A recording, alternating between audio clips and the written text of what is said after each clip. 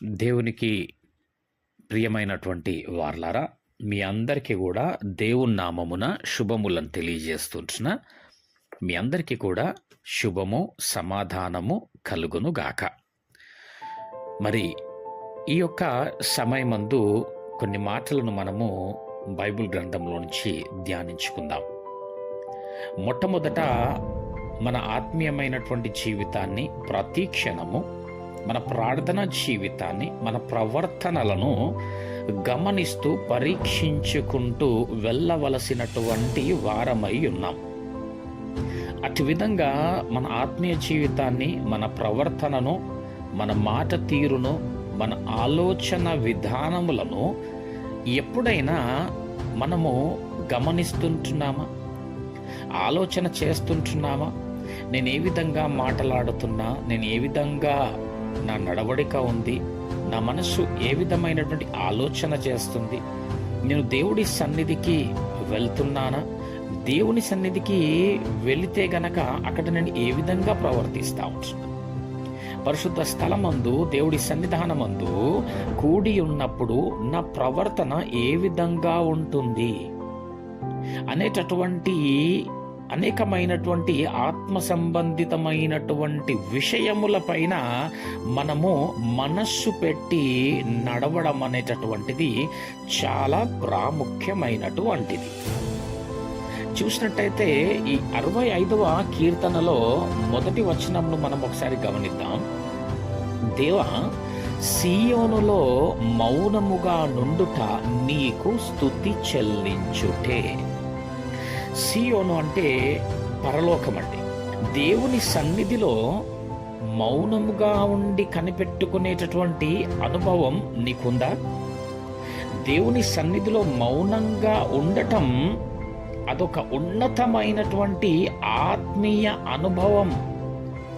మన మనస్సు దేవుడికి లోపరిచేటటువంటి విధానమే దేవుని సన్నిధిలో మౌనముగా ఉండుట కదండి. ఒకసారి చూద్దాం, ఒకసారి ఆలోచన చేద్దాం, ఒకసారి గమనిద్దాం, ఒకసారి జ్ఞాపకం చేసుకుందాం.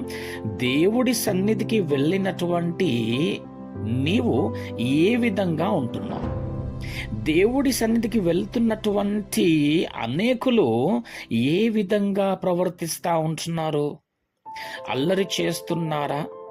ఏమండి, లేదు అనేసి అంటే 4 పాటలు పాడేసి అదే స్తుతిగా భావించేస్తుంటున్నారా?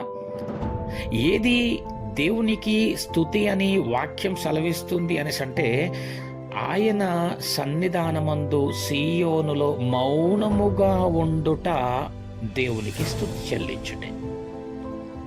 మన మనస్సును దేవునికి లోపరిచేటటువంటి విధానమే దేవునికి స్తుతి చెల్లించుట. అయితే ఎంతవరకు మన యొక్క హృదయాన్ని దేవునికి అప్పగిస్తుంటున్నాం? ఎంతవరకు మన జీవితాలను దేవునికి సమర్పించుకుంటున్నాం? దేవుని వాక్యము ఒకసారి గమనిద్దాం. యెషయా గ్రంథము 29వ అధ్యాయము 13వ వచనమును ఒకసారి గమనిద్దాం. ప్రభువు ఇలాగు సెలవిచ్చి ఉన్నాడు, ఈ ప్రజలు నోటి మాటతో నా యొద్దకు వచ్చుచున్నారు. ఏమండి, పెదవులతో నన్ను గనపరచుచున్నారు గాని తమ హృదయమును నాకు దూరము చేసుకొని ఉన్నారు. వారు నా ఎడల చూపు భయభక్తులు మానవ విధులను బట్టి వారు నేర్చుకొనినవి. ఈ ప్రజలు ఎట్లా ఉన్నారంట? ఏ విధమైనటువంటి ప్రవర్తన కలిగి ఉన్నారు వీళ్ళు?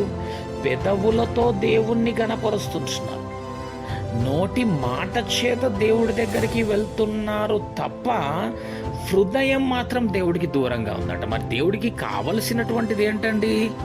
హృదయం కదా. ఎందుకు పెదవులతో గనపరుస్తూ ఉంటున్నారు?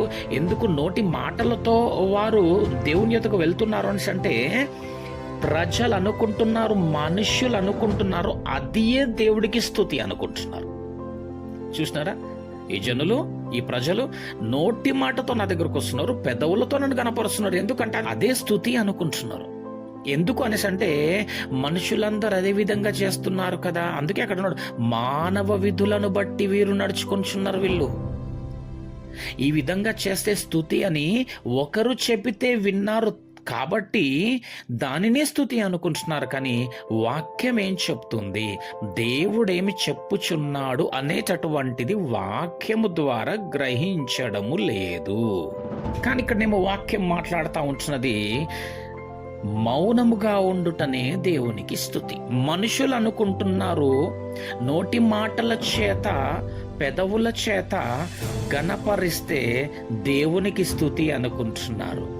దేవుడు చెప్తా ఉన్నాడు, అవి మానవులు కల్పించినటువంటి పద్ధతులు, కానీ నా సన్నిధానమందు మౌనముగా ఉండుటే నాకు స్తుతి చెల్లించుట.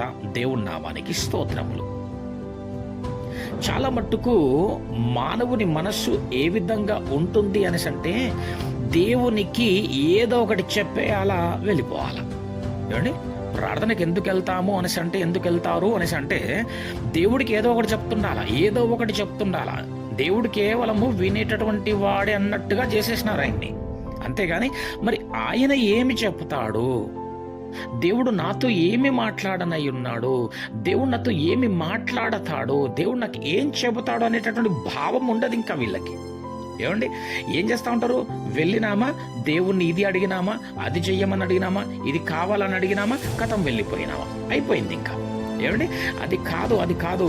ఏమండి, ఆత్మదేవుడు చెప్పుచున్నటువంటి మాట ఏమై ఉన్నదో మౌనముగా దేవుని మాట కొరకు మనం కనిపెట్టువారంగా ఉండాలా. దేవుని నామానికి స్తోత్రములు కదండి.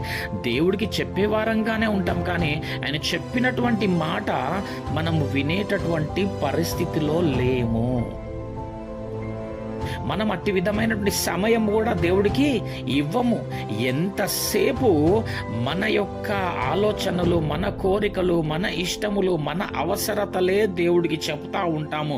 ప్రభా ఇది చెయ్యి ప్రభా నా జీవితంలో, ప్రభా నా జీవితంలో అది కావాలి ప్రభా, ఇది కావాలి ప్రభు అని ప్రభువుకి చెప్పే వారంగానే ఉన్నాము. కానీ ప్రభువు చెబితే వినేవారం ఎంతమంది ఉన్నారు? ఈ యొక్క సమయమున ఆలోచన చేయాలా.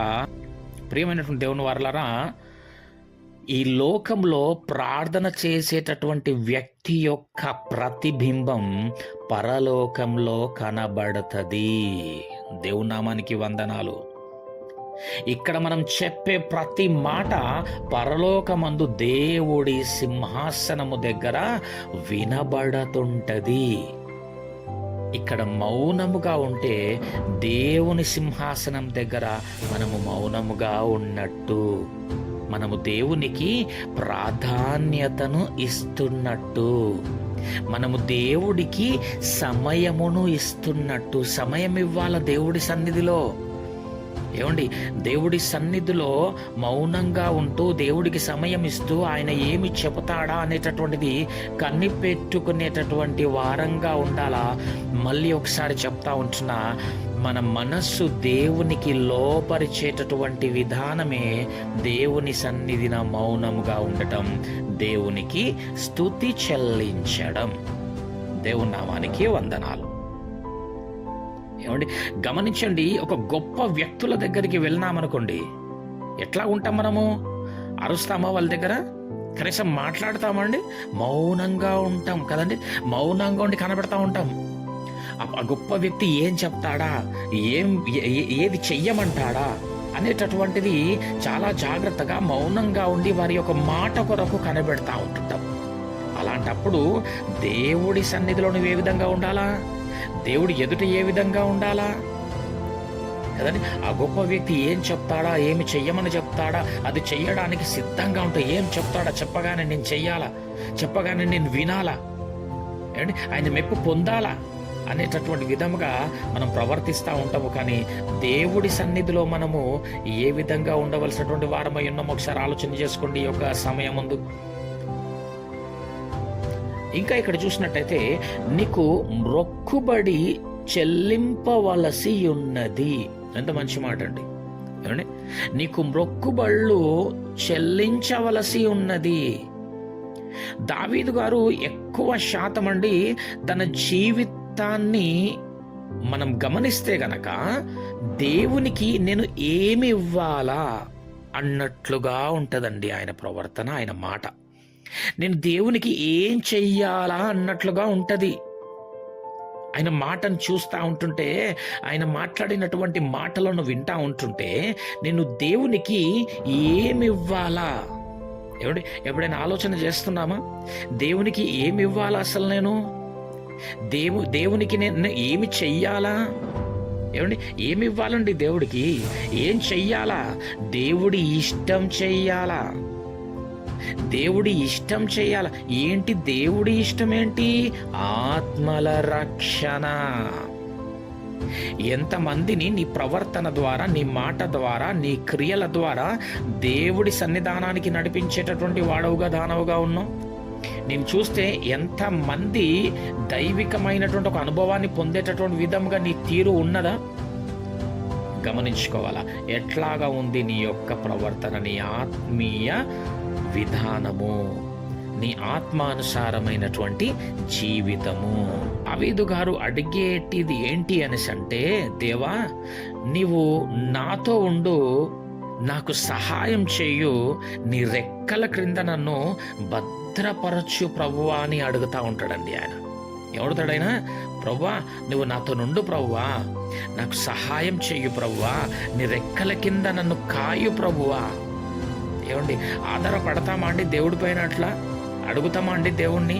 అట్లా ఆశ్రయిస్తామా అండి దేవుణ్ణి? ఆశ్రయిస్తామా అండి అట్లా? ప్రభువా నీవే ప్రభువా నాకు ఆధారం, నా ప్రభువా నీవే ప్రభువా నాకు సమస్తము, నీవే ప్రభువా నా బలము, నీవే ప్రభువా నా ధైర్యము అనేటటువంటి విధంగా ఎంతమంది జీవితాలు ఉన్నాయి.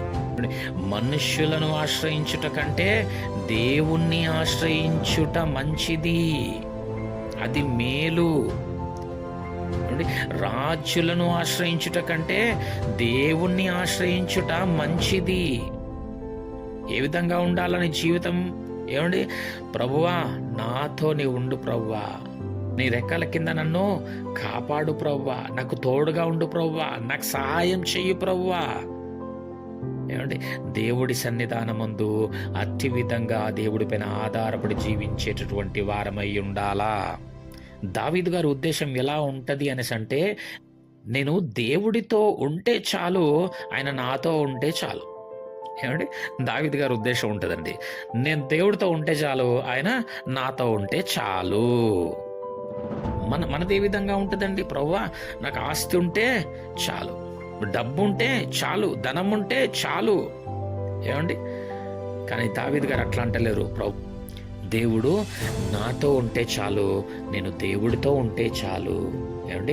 దేవుడు నాకివ్వడం కంటే నేను దేవునికి ఏమివ్వాలా అనేటటువంటిది దావీదు గారి యొక్క ప్రధాన లక్షణము. కాబట్టి ప్రియమైనటువంటి వారలారా, దేవుడి సన్నిధానమందు నువ్వు ఈరోజు ప్రార్థన చేసుకుంటా ఉంటున్నావు కావచ్చు, దేవుని ఏదైతే నువ్వు అడుగుచున్నావో, కానీ ప్రియమైనటువంటి వారలారా, నీకు దేవుని యొక్క వాక్యం సెలవిస్తా ఉంది, అడగక మునుపే సమస్తము దేవుడు నీకు దయచేసేటటువంటి వాడై ఉన్నాడు. ఇటు ఈ సందర్భమున నీకు తెలియజేస్తున్న వాక్య ప్రకారముగా నీవు అడగక మునుపే దేవుడు నీ ప్రతి అక్కరను తీర్చగల కృప, ప్రేమ, కనికరము గల దేవుడై ఉన్నాడు. నువ్వు దేని గురించి అయితే ఎదురు చూస్తుంటున్నావో, ఏదైతే నా జీవితంలో ఉంటే బాగుంటుంది అనుకుంటున్నావో, ఏదైతే నా జీవితంలో ఇదిగో ఇది ఉండకపోతే బాగుండు అనుకుంటున్నావో, సమస్తమును చక్కపరిచేటటువంటి వాడు, సర్వసమర్థుడు ఇదిగో నీవు సేవిస్తున్నటువంటి ప్రభు అయినటువంటి యేసు క్రీస్తుల వారై ఉన్నారు. నీవు సేవిస్తున్నటువంటి దేవుడు అతి కార్యములు నీ జీవితంలో చేయగల సమర్థుడు. దేవుని నామానికి స్తోత్రములు. నా దేవుడు మీకు సహాయము చేయును గాక. ఇట్టి గొప్ప సాక్ష్యము మీ జీవితంలో నిలుచును గాక. దేవుడిటి కొద్ది వాక్యమును మన ఆత్మ నిమేల నిమిత్తమై దీవించి ఆశీర్వదించును గాక. ఆమెన్.